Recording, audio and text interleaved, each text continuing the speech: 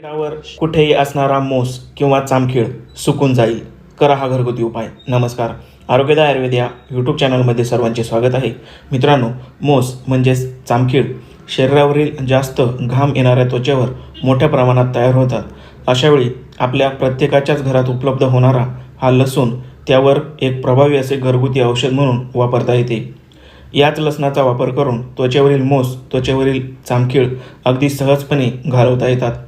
या लसणामध्ये निसर्गतः असे घटक उपलब्ध असतात जे चामखीळीची साईज हळूहळू कमी करतात आणि काही दिवसातच मोस सुकून ते गळून पडतात. फक्त पुढील काही दिवस हा उपाय नियमितपणे करायला हवा. यासाठी आपल्याला या लसणाच्या साधारण 5 ते 6 पाकळ्या खलबत्त्यामध्ये कुटून घ्यायच्या आहेत आणि त्यांचा रस वेगळा करायचा आहे.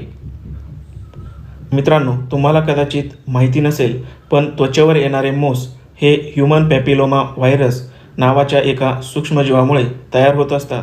जास्त दिवस एकच ड्रेस वापरणे, दुसऱ्यांचे कपडे वापरणे यांसारख्या कारणांमुळे मान, बगला, जांघेमध्ये घर्षण आणि घाम येणाऱ्या ठिकाणी हे सूक्ष्मजीव वेगाने वाढतात.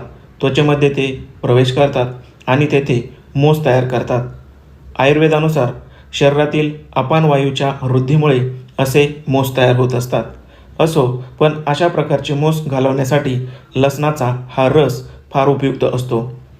आपण हा साधारण 1 चमचा एवढा लसणाच्या पाकळ्यांचा रस एक वेळच्या वापरासाठी घ्यायचा आहे.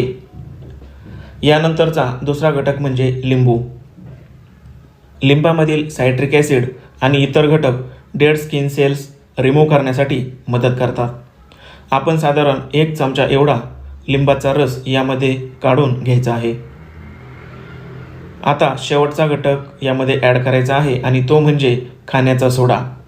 साधारण पाव चमचा एवढा खाण्याचा सोडा यामध्ये टाकायचा आणि हे सर्व घटक व्यवस्थित मिक्स करायचे आहेत. लिंबू आणि सोड्यामुळे याचा सुरुवातीला फेस होईल. तो शांत झाल्यानंतर मात्र हे मिश्रण आपल्याला एका पेस्टप्रमाणे दिसेल. हे मिश्रण चामखीळीवर लावण्याआधी सदर त्वचा स्वच्छ पाण्याने धुवून घ्यायची आहे.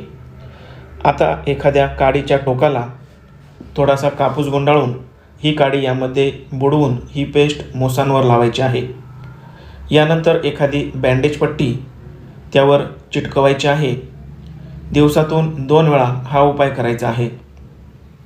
तुमच्या मोसांच्या साईजनुसार कमी जास्त दिवस हा उपाय करावा लागू शकतो, पण लहान आकाराचे मोस 7 ते 8 दिवसातच पूर्णपणे गळून पडतात. व्हिडिओ आवडल्यास गरजवंतांना देखील हा व्हिडिओ शेअर करा. धन्यवाद.